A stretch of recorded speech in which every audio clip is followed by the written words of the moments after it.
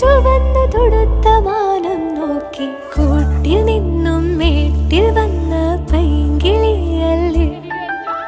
തൂവെളിച്ചം കോരി